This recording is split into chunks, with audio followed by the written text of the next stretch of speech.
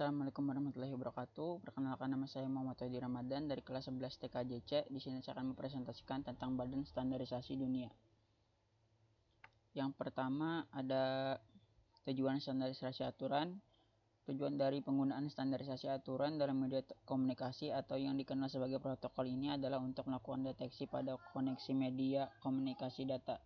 Hal-hal apa saja yang akan dilakukan untuk menanggulangi kerusakan pada perangkat atau pesan yang dikirim maupun diterima. Selanjutnya ada organisasi standarisasi dunia. Yang pertama ada ITU atau International Telecommunication Union.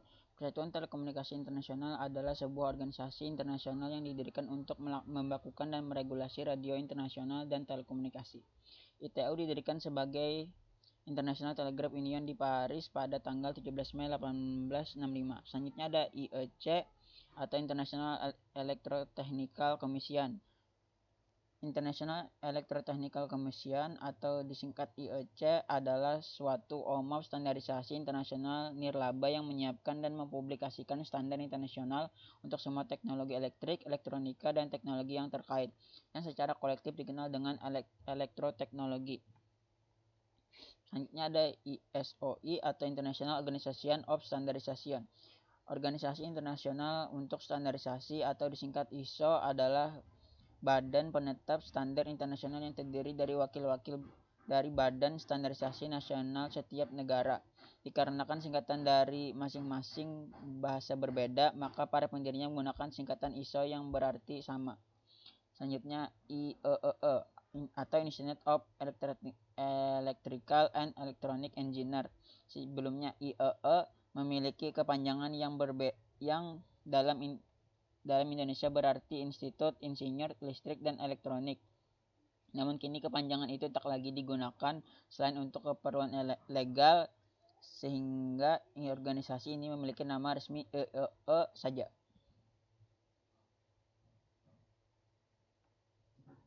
Selanjutnya ada ANSI atau American National Standard Institute. American National Standard Institute atau ANSI adalah sebuah lembaga nirlaba swasta yang mengawasi pengembangan standar konsensus sukarela untuk produk, jasa, proses, sistem, dan personel di Amerika Serikat. Selanjutnya ada ATS atau ArchNet Trade Association. ArchNet mendesain standar high-speed local area network atau LAN yang disesuaikan untuk aplikasi kontrol real time antara industri dengan komersial marketplace. ArchNet juga sukses dipakai dalam mentransmisikan dan menerima paket data antara dua network node memakai ArchNet controller chip dan kabel transceiver dan dihubungkan dalam network. Selanjutnya ada CIA atau International Commission on Illumination. Komisi Internasional tentang Penerangan adalah otoritas internasional untuk cahaya, penerangan, warna, dan ruang warna. Didirikan pada tahun 1913 sebagai penerus Komisi Internasional de Photometry yang didirikan pada tahun 1900 dan saat ini berpusat di Wina, Austria. Selanjutnya ada DISA, Data Interchange Standard Association. Asosiasi Standar Pertukaran Data adalah organisasi yang mendukung berbagai organisasi lain untuk sebagian besar bertanggung jawab atas pengembangan standar pertukaran bisnis elektronik lintas industri. DISA berfungsi sebagai sekretariat untuk ASC X12 dan proses pengembangan standar X12ED dan XML mereka. Selanjutnya ada ECA atau Electronic Component Assemblies and Material Association. Dengan diakreditasi oleh ANSI American National Standard Institute EIA, memberikan forum untuk industri dalam menciptakan standar dan publikasi di area technical major antara lain komponen elektronik, consumer elektronik, telekomunikasi, dan keamanan internet atau internet security. Selanjutnya ada EIA atau Electronic Industry Alliance adalah standar dan organisasi perdagangan terdiri sebagai aliansi asosiasi perdagangan untuk produsen elektronik di Amerika Serikat. Selanjutnya ada ECMA atau European Computer Manufacturers Association. ECMA adalah organisasi standar untuk sistem informasi dan komunikasi.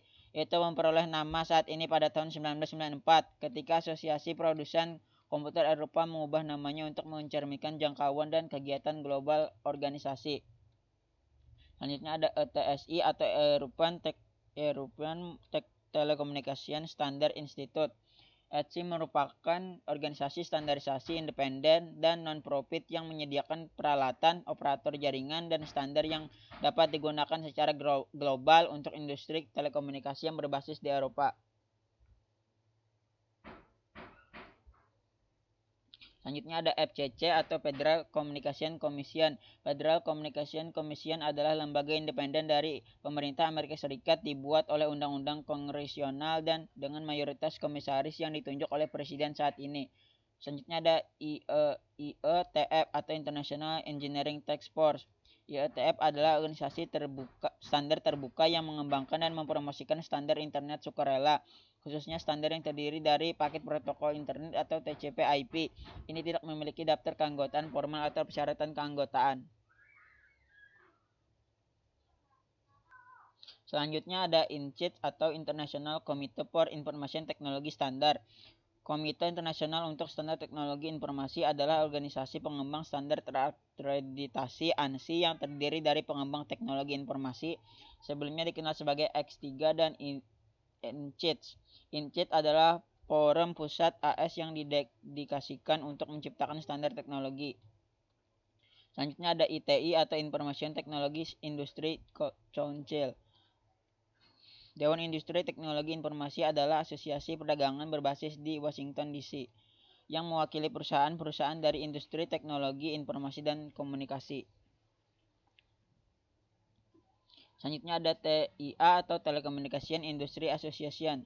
TIA adalah sebuah perusahaan standar yang berpartisipasi dalam Global Standard Collaboration GSC UITU GSC telah membuat sebuah Machine-to-Machine Standardization Task Force atau MSTF untuk mempercepat kolaborasi industri pada berbagai standar lintas pasar yang berbeda seperti keuangan, kesehatan, dan layanan umum. Yang terakhir ada CEN dan CENELEC atau European Committee for Electrotechnical Standardization atau Eropa Committee for Standardization.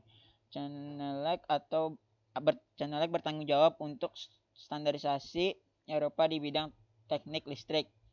Bersama dengan ETSI dan CEN, ia membentuk sistem Eropa untuk standarisasi teknis. Standar yang diselaraskan oleh badan-badan ini secara teratur diadopsi di banyak negara di luar Eropa yang mengikuti standar teknis Eropa. Materi selanjutnya ada 7 buah layer OSI. Yang pertama ada Physical layer merupakan layer yang memiliki keterkaitan koneksi terdekat dengan perangkat keras jaringan yang kemudian membantu sebuah transmisi jaringan dapat berjalan dengan lancar sesuai dengan apa yang diinginkan. Selanjutnya ada data link. Lapisan taut data atau data link layer adalah lapisan kedua dari bawah dalam model OSI yang dapat melakukan konferensi frame-frame jaringan yang berisi data yang mendeteksi kesalahan dan pentransmisian ulang terhadap frame yang gagal. MAC address juga diimplementasikan di dalam lapisan ini. Selanjutnya ada network. Lapisan jaringan atau network layer adalah lapisan ketiga dari bawah dalam model referensi jaringan OSI. Lapisan ini bertanggung jawab untuk melakukan beberapa fungsi berikut: pengalaman logis dan melakukan pemetaan atau routing terhadap paket-paket melalui jaringan. Selanjutnya ada transport. Dalam mode OSI, lapisan ini secara umum bertugas untuk menggabungkan data yang diambil dari banyak sumber untuk dikirimkan dalam satu jaringan saja.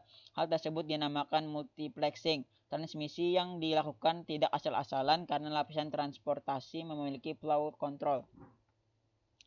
Selanjutnya ada session. Lapisan sesi atau session layer adalah lapisan kelima dari bawah dalam model referensi jaringan OSI yang mengizinkan sesi koneksi antara node dalam sebuah jaringan atau jaringan dibuat atau dihancurkan. Yang selanjutnya ada presentasi.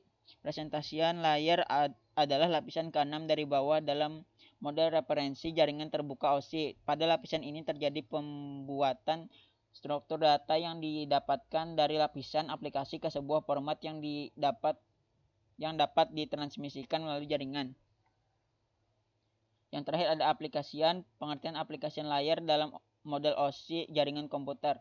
Dalam artian lain, application layer ini adalah lapisan OSI yang menyediakan antar muka antara aplikasi yang digunakan untuk berkomunikasi dalam jaringan dan kemudian membantu menangkap dan menerima pesan yang dikirim dalam sebuah jaringan.